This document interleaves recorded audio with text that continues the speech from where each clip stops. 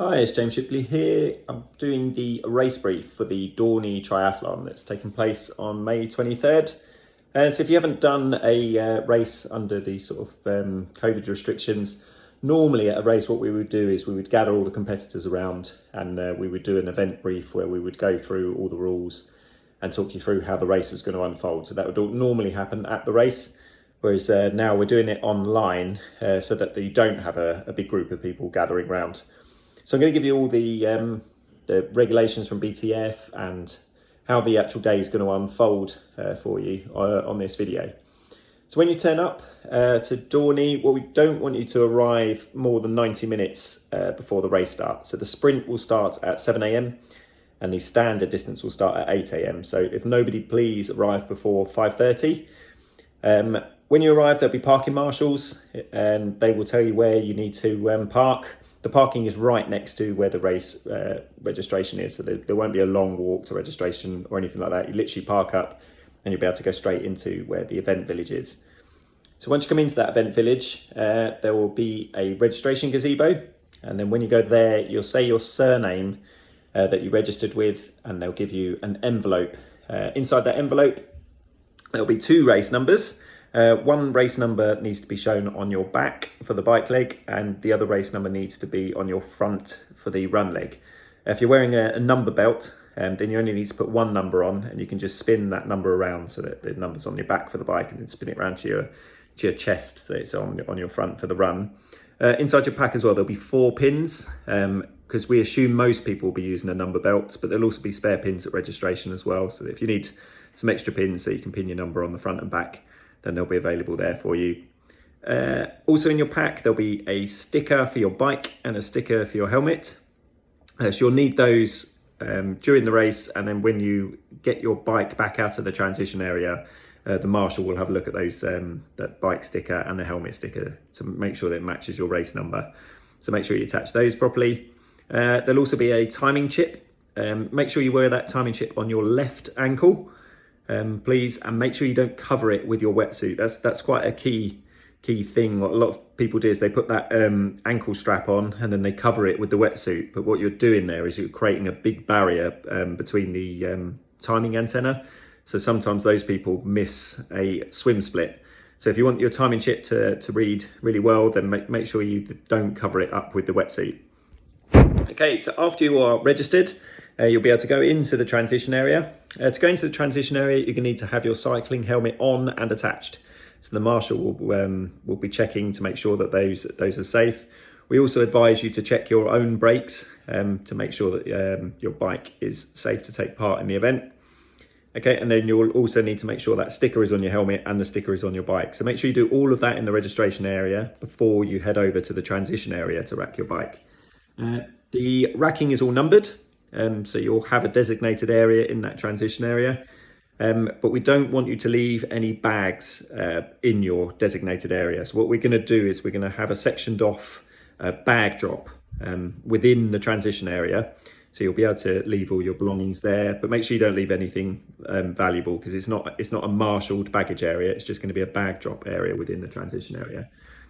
Okay, so from there, that's where things might be a little bit different. If you have done triathlons before, it's not a big mass start. So what we do is we'll call all of the athletes over to a bit of a holding area, and then we'll bring you up based on your estimated swim times, and the fastest swimmer will go off first, and then a few seconds later the next swimmer will go off, and then the next swimmer a few seconds after that. So it'll be a bit of a time trial start, if you like. The lake at Dorney is so easy to navigate in terms of a swim course. It's literally a rectangle. So you'll go straight up, you get to a swim buoy, you'll cut across the lake and then come straight back down again, and there'll be a couple of big flags so that you can see where the swim exit is.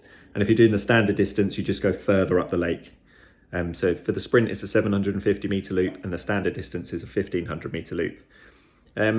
Wetsuits, we always get asked what the temperature of the lake is and everything. It's probably the most asked question we get. And the reality is we can't tell you until race morning. That's one of the British Triathlon rules, is we have to tell you what it is on race morning. So if it's above 14 degrees, it will be an optional wetsuit. If the temperature is below 14 degrees, then it's compulsory that you must wear a wetsuit. So we'll let you know on race morning whether it's an optional or a compulsory wetsuit. But obviously that optional means you can wear a wetsuit if you want to. So you've always got the option to wear a wetsuit when it's this sort of temperature. Later on in the summer, it gets to a temperature where you might not be able to wear a wetsuit, but you definitely won't be anywhere near that. So you'll be fine if you want to wear a wetsuit on Sunday 23rd. Okay, if you do get into any trouble on the water, what we want you to do is to lie on your back and put one arm in the air, and that will signify the kayakers to come over and assist you. And for that reason, we can't have anybody doing backstroke in the race. So that stroke wouldn't be allowed unless you tell us beforehand that you're going to do that, and then we can obviously tell the kayakers to look out for you. So no backstroke, please. So once you finish the swim and you exit by the flags, you'll make your way back into the transition area. And one of the key rules in triathlon is you're not allowed to touch your bike until your helmet is on and secured. So once you've done that, you can then unrack your bike and then head out on the bike course.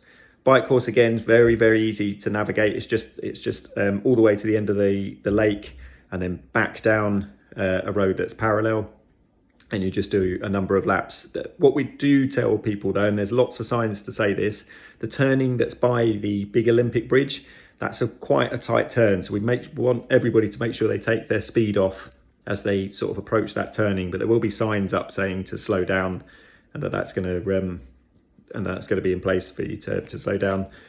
I have to apologise, I've missed a step about mounting your bikes, so I'll jump back a little bit. Once you've exited the transition area on your bike, you need to make sure that you don't get on your bike until after that mount line.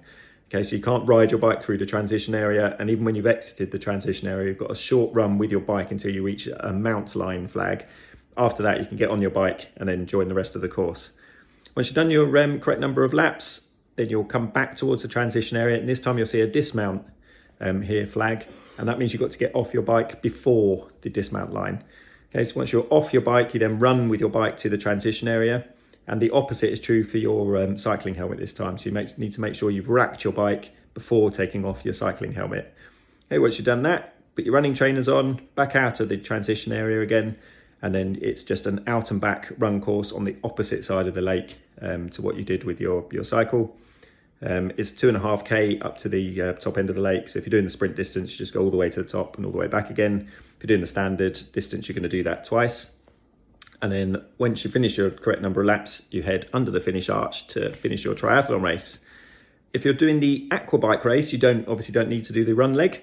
So you're going to do exactly the same swim course. You're going to do exactly the same bike course, and your time will finish as you enter the transition area. So your race time will stop then, but what we do invite you to do is to rack your bike, and you can walk or run up to the finish line, so you can still get that finish line experience and get your race medal and all that sort of thing, all the goodies and stuff at the end. So you can still have that race finish, even though your time will stop as you enter the transition area.